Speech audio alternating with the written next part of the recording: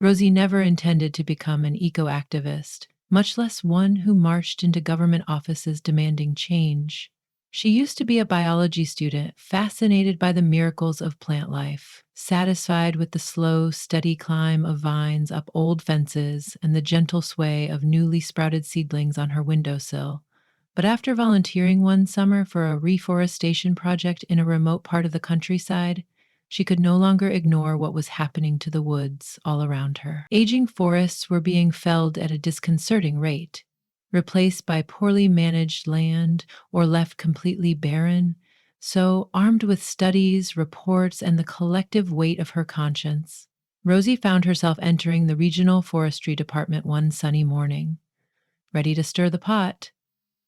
Inside the drab, fluorescent lit office corridors, pale green walls echoed with the hush of government bureaucracy. Fat binders sat on desks, waiting for some overworked official to examine them. Rosie had a stack of them of her own, clutched in both arms, a lifetime's worth of data, or so it felt. She went from office to office, each time rebuffed by polite smiles or told to leave her documents with a receptionist. By the time the sun angled low in the sky, she was running on nothing but determination. She refused to give up. That was when a deputy at the end of the hall pointed her toward an office where she might find someone who would listen. She stomped into the final office with an air of apprehension, glancing at the nameplate that read, Ethan Gilmore, Forestry Officer. It was modest, devoid of the ostentation she had expected. A single desk lamp cast dim light against the walls, flickering across a row of potted saplings in plastic containers. Rosie recognized oak, spruce, and a baby beech, each labeled with meticulous care. Behind them stood Ethan, bushy-haired and sporting a pair of wire-rimmed glasses. He wore an expression that merged curiosity with mild exhaustion, as though he had mentally prepared himself for yet another list of complaints. "Can I help you?" he asked gently, noticing the bundle in Rosie's arms. She let out an exasperated breath and approached his desk. "I hope so," she replied. "I've been everywhere in this building, and everyone says I need to talk to someone else. I've got data on newly cut forest stands and proposals for a reforestation plant nursery, but—" "Stop," Ethan said, lifting a hand to pause her frantic speech. He gestured to the chair beside his desk. "Take a seat. Tell me everything from the start." "I'd prefer clarity over speed." Rosie sat down, overcame a momentary wave of self-consciousness, and began again. She explained her background, how she'd discovered a systematic pattern of deforestation in remote regions that were not being reforested as promised. Meanwhile, Ethan listened, his expression shifting through mild skepticism, concern, and eventually forbearance. When she finished, he crossed his arms over his chest, inhaled deeply, and nodded. "It's not the first time I've heard this, and I suspect it's not the last," he said. "But if you want to enact change, we need more than sensational data. We need a plan." Rosie looked at her stack of binders. "I've got a plan," she said, voice slightly hoarse from exhaustion. She opened the topmost binder, flipping through pages of schedules, cost breakdowns, volunteer rosters, and GPS coordinates for proposed planting sites. Ethan regarded her with an expression that was no longer purely professional. Something in her unwavering zeal and perhaps the glint of desperation in her gaze sparked a deeper empathy. "Thank you for coming," he said softly. "Let's see if we can figure something out together." A week later, Rosie found herself perched on a wooden bench at the edge of a protected forest. She was tapping her foot impatiently, awaiting Ethan, who had promised to meet her on site with potential solutions. The midday sun broke through the thick canopy, filtering onto the leaf-covered floor in dappled patches. Despite the gentle rustle of the wind through the branches, tension gnawed at her. Over the years, she had approached environmental specialists, government representatives, and grassroots organizations. Almost every partnership had withered under the weight of funding obstacles, political partisanship, or general inertia. As a twig snapped behind her, Rosie turned to see Ethan approaching, wearing thick-soled boots, a knitted scarf, and a green ranger's jacket with the official crest. In one hand, he clutched a worn leather notebook, in the other, a canvas satchel. He gave a terse smile of greeting, quickly scanning the canopy before focusing on her. "Nice day to be outside," he commented, as if they were two friends out on a casual stroll. Rosie nodded with measured politeness. "I know you must be busy, so thanks for meeting me," she said. Though she worried her mission might be overshadowed by routine departmental tasks, she forced herself to remain gracious. Ethan opened his notebook. "I went through your proposals. It seems your activism group lacks official support. My department has specific guidelines and resources, but we often end up providing them for standard reforestation, not these targeted small scale conservation projects. However, after assembling your data and verifying the deforestation patterns, I convinced my supervisor to let me collaborate in an unofficial capacity." He hesitated. "As of now, I can't promise large scale funding, but I can give you departmental insight, logistic resources, and help navigate the administrative maze. Maybe that's enough to start." Rosie mulled it over, feeling something lighten in her chest. "Thank you," she said quietly. She extended a hand to Ethan and they shook on it. She couldn't help noticing he had a firm, warm grip, one that conveyed earnestness, not just professional courtesy. Their first few weeks of collaboration were punctuated by progress and setbacks in equal measure. Rosie led a team of volunteers, while Ethan guided them in identifying prime locations for replanting. They scouted tracts of land where logging had left scarred clearings and tested soil composition for each potential species. Rosie poured heart and soul into each detail, while Ethan diligently tackled permits and official documentation. It didn't take long for them to develop a mutual respect.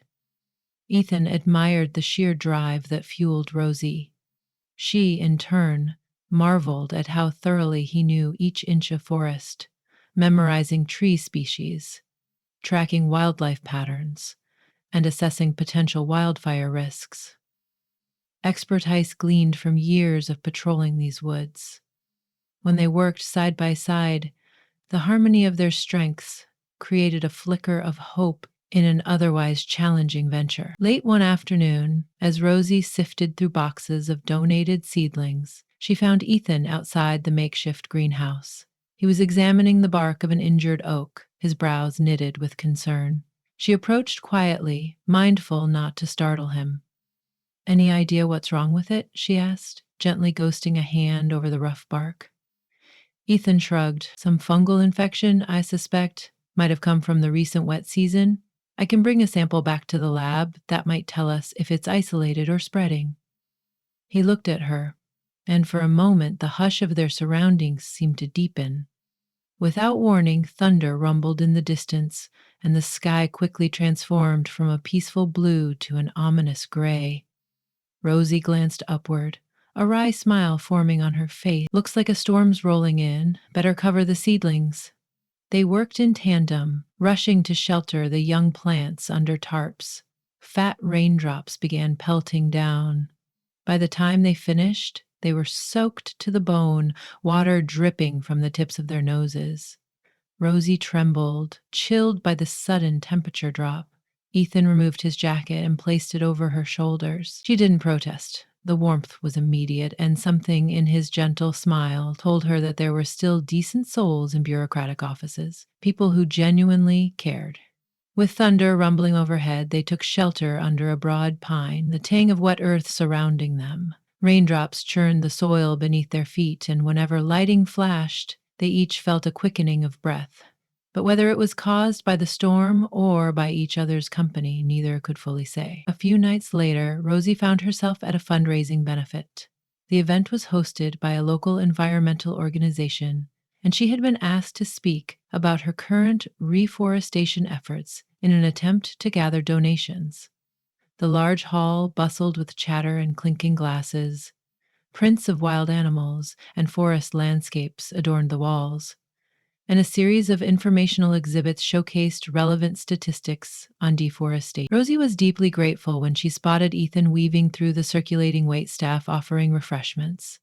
He was dressed slightly more formally than usual, a simple black blazer instead of his ranger's jacket, his hair tidied. She found it endearing how awkwardly he maneuvered around the elegantly dressed attendees, as though he were more comfortable among squirrels and foxes than cocktail party small talk. Looking dapper, she teased, approaching him with a playful grin. He glanced down at his attire. I feel out of place, he admitted, but I figured if I'm going to help, I should at least look like someone worth investing in. She laughed quietly, and for a split second, the tension of the event melted. Well, you look like $1,000,000, she said encouragingly. As the evening wore on, Rosie made her presentation. A clear, concise outline of the problems, the solutions, and the potential benefits of a well managed reforestation plan for the local communities.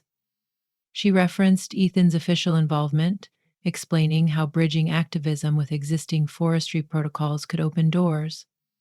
Her passion proved contagious, and the crowd responded with applause. People approached afterward to discuss possible contributions. Ethan's presence at her side, reinforcing her statements with scientific detail, added a layer of credibility. The synergy between them was evident, like the interplay of sun and rain that fuels a forest's growth. During the following weeks, it became common to see Rosie and Ethan in deep conversation amid the seedlings. They often worked through lunch breaks or stayed late into the evening, finalizing details for the official conservation proposal. As trust blossomed, they also ventured into conversations about more personal matters: favorite authors, childhood memories, secret fears. Rosie learned that Ethan's family had long held a commitment to forestry, and that he had joined the department partly out of a desire to honor his late grandfather, who had taught him to recognize bird calls and name every tree by the shape of its leaves. Rosie, in turn, confided how her activism was fueled by memories of her father, a farmer who had experienced firsthand the devastation of losing arable land to industrial projects. Whether in the hush of the greenhouse or among the tall trees, that sense of shared purpose and mutual vulnerability drew them closer. On more than one occasion, an unspoken longing flickered between them, more intimate than the data they were mulling over. Still, they maintained a professional distance, uncertain how to navigate the tender feelings that had begun to sprout. On a warm afternoon, they embarked on a trip to scout a region known for its pristine wetlands. If they could secure funding, they hoped to extend the conservation project there, protecting fragile habitats. The long drive offered them ample time to chat. The road meandered past rolling hills and vast patches of forest. Rosie drove while Ethan read from a battered field guide, occasionally snapping photos through the open car window of interesting bird species perched on fence posts. When they arrived at the wetlands, the beauty was breathtaking. Reeds and cattails lined the water's edge, the mirror-like surface reflecting a broad sky dotted with puffy clouds. Dragonflies zipped by in iridescent arcs. Rosie and Ethan navigated the soggy ground, each step producing soft splashes. They found a patch of dry land to set down their equipment and take notes. This place is teeming with life, Rosie observed, her tone hushed as if she didn't want to disturb the natural wonder unfolding before them. Ethan nodded, sweeping his gaze across the water. Wetlands are crucial for biodiversity. It kills me that many people see them as wastelands, something to be drained or built over. Rosie bit her lip, rising frustration evident in her eyes. Then we'll change that mindset. One demonstration, plot at a time, right? Her determination had once seemed naive to him, but now it was an unmatched force that fueled his own dedication. Something in the way she spoke lit a spark in Ethan. There, beneath the open sky and surrounded by the gentle calls of marsh birds, he felt compelled to say more. Rosie, he paused, uncertain. I admire how you never give up. She met his gaze, and for a moment it seemed as though the entire wetland held its breath. It's been easier with your help, she admitted softly. I don't feel alone anymore. His hand grazed hers, just briefly, as a silent affirmation. The moment was fleeting yet poignant, and then the wind ruffled her hair, making her blush. They let the hush speak what neither could articulate at that instant. The next hurdle arrived in the form of bureaucracy. The department's supervisors summoned Ethan to review the partnership with Rosie's activist group. There were concerns about overstepping official boundaries, about whether the data had been collected with proper scientific rigor. In a stuffy conference room with pastel walls, Ethan found himself defending not only the data, but also Rosie's work ethic and sincerity. By now, she wasn't just a random activist to him. She was a partner in this mission, a dedicated soul he respected, and something more. His superiors remained guarded, asking how the project benefited the department. They wanted reassurance that the collaboration would not reflect poorly on official activities. Feeling the weight of the moment, Ethan calmly laid out everything they had accomplished. He highlighted the good press from the fundraising event, the improvements to local biodiversity, and the potential for pilot programs that might reduce firefighting costs in the long term through healthier forests. Though the discussion was tense, Ethan kept his composure, channeling the same patience that had guided him through years of field work. All the while, Rosie waited outside, pacing a narrow corridor. She thought back on the nights spent compiling research data and the weekends traveling to potential restoration sites. She believed in the cause, but also the unyielding decency she'd seen in Ethan. When he finally emerged, his expression calmer than she expected, he motioned for her to join him. "It's not indefinite approval," he explained, "but they agreed to let us continue as a pilot project, provided we file monthly updates. The next few months will be crucial." Rosie exhaled in relief. "We'll make these months count," she promised. Their eyes met, and in his gentle smile she found renewed strength. They soon recruited more volunteers, and momentum picked up. Next came the physical work of planting. Early mornings found Rosie and Ethan hauling trays of seedlings to cleared forest areas, employing new methods to give each sapling a better chance of survival: mulch mats, proper spacing, protective tubes against hungry herbivores. Volunteers arrived throughout the day: students, retirees, local families. The reforestation mission evolved into something communal, almost festive, with folks cheering each time a row of saplings was set into fresh earth. Even with the numerous tasks at hand, Rosie became increasingly aware of Ethan's presence. How his laughter rang out as he showed a young volunteer the correct way to handle a sprout. How the afternoon sun softened the worry lines etched across his face. She sensed something stirring in her chest. It wasn't just camaraderie. It was a budding warmth that accompanied thoughts of him late into the night. Yet she wondered if he felt the same. Leaning against her parked car one evening, she overheard him praising her dedication to a staff member. His words touched her so deeply that she forced herself to stare off into the distance, hoping no one would notice the flood of emotion in her eyes. A turning point came on a Sunday morning, in the heart of a newly planted woodland. Fog blanketed the air, combining with the scent of damp soil. Rosie was busy jotting down survival rates of the seedlings when her phone buzzed. It was a message from one of the volunteers relaying that a corporate sponsor had pulled out. Half their funding for new equipment was gone. She swore under her breath, feeling a sense of panic. The project was at a delicate stage. Losing financial backing now could unravel months of planning. She paced around, despair gnawing at her. Although she'd weathered setbacks before, this one felt personal, as if the trees she'd nurtured might not only die, but take with them the hope she and Ethan had so carefully cultivated. That was when Ethan arrived, a thermos of steaming tea in hand. One look at her stricken expression told him all he needed to know. "What happened?" he asked quietly. She explained, her voice trembling. He took a moment, letting her anxious words settle before gently placing a hand on her shoulder. "This project isn't just a dream," he murmured. "It's a reality we've created, even if it's still delicate. And we're not alone. People out there believe in what we're doing. We'll figure it out."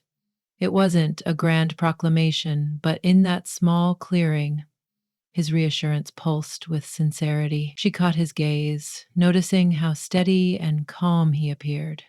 Before logic could intervene, she closed the short distance between them and brushed her lips against his, a soft, tentative kiss. He responded with breathtaking gentleness, a hand rising to cradle her cheek. The kiss ended almost as soon as it began, leaving them both flushed. A hush swathed the clearing. Even the morning bird calls seemed to fade. For a moment, they just stood there, absorbing what had happened. Then Rosie spoke, voice low. "I'm sorry, He pressed a finger to her lips, a tender act that made her heart race. "Don't be," he whispered. "I've wanted this too." In the days that followed, their partnership took on a new depth. Their conversation flowed as effortlessly as a forest stream, brimming with unspoken endearments, an undercurrent of mutual tenderness. They respected each other's space in public, conscious of the project's gravity and how any personal entanglement might be perceived by outsiders. Nevertheless, when they found quiet solitude among the trees, they allowed their affection to surface. A fleeting embrace behind a cluster of pines, fingers intertwined while reviewing maps of wetland expansions. Mixed with that warmth came the realities of deadlines and diminishing budgets. Fueled by their shared dedication and blossoming affection, they tackled grant applications together, even sat through late-night Zoom calls with potential donors. Each success was now colored by the joy of companionship, and each setback softened by a comforting presence to lean on. It was a dose of sweet relief in a battle that had often felt endless. At last, near the end of the planting season, a group of philanthropic entrepreneurs visited the project site. Rosie and Ethan guided them through the forest, showing off the saplings that were already beginning to flourish. Sunlight filtered through leafy canopies, forming luminous patterns on the forest floor. The visitors nodded in approval, impressed by how meticulously the planting grids were laid out, how volunteers used biodegradable protectors around saplings, how local species thrived under thoughtful reintroduction plans. One of the entrepreneurs, a silver-haired woman in a linen suit, asked pointed questions about the ecological impact and long-term viability. Rosie responded with data and examples, her voice calm yet impassioned. Ethan added technical details, revealing the breadth of his forestry knowledge. Their synergy was palpable, and the visitors seemed encouraged. "Well," the silver-haired woman said finally, "this is precisely the kind of forward-thinking initiative we're looking to support. I'll push for a grant.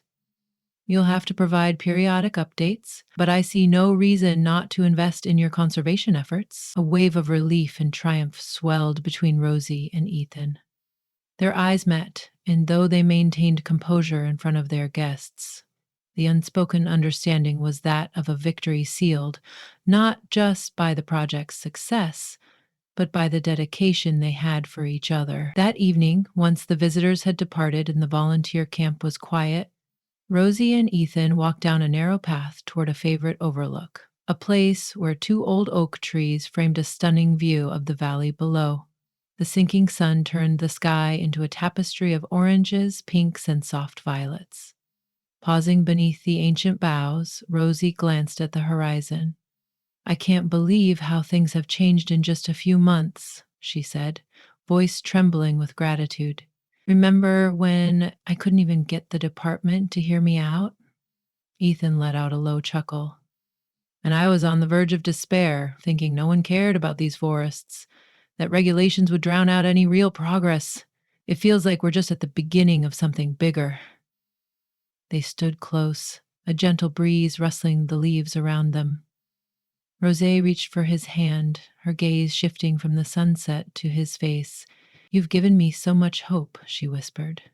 "Not just for the trees or the wetlands, but for the future, for—" She hesitated, then braved a smile. "For us." A softness kindled in Ethan's eyes. "When I first met you, I saw someone brimming with fierce passion, unstoppable in her pursuit of justice for these forests," he said, voice low. "I never imagined feeling so deeply for a cause or for another person, for that matter." He lifted her hand to his lips. pressing a light kiss to her knuckles. But you opened my eyes. The hush around them was luminous, filled with the ambient pulse of a thriving woodland. The sky began to deepen into twilight, and somewhere off in the distance, a bird called out. The hush was also punctured by a gentle sense of promise. Rosie and Ethan turned, side by side, to watch the sun's last rays slip away behind the darkening silhouettes of distant treetops. As the months rolled on, they pressed forward, unwavering. Carefully monitored saplings, measured growth charts, supportive donors, all pieces of a new ecosystem of hope that Rosie and Ethan nurtured with unwavering devotion. And each time they walked through the forest, now dotted with fresh green life, they found a shared spirit that transcended the project. The official boundaries that had once seemed so formidable became pliable under the flux of genuine care. Together, they navigated departmental audits and volunteer turnover, overcame the occasional naysayer who sneered at their idealistic approach, while Ethan handled mountainous paperwork. Rosie strategized public outreach, hosting educational hikes that let local families see firsthand the transformation of the forest. Every step revealed how crucial it was not just to plant trees, but to cultivate respect and understanding within the community. Their synergy blossomed further, each leaning on the other's expertise and complementary strengths. By the time they secured official backing for the next phase of the project, bouquet after bouquet of wildflowers colored the reforested zones.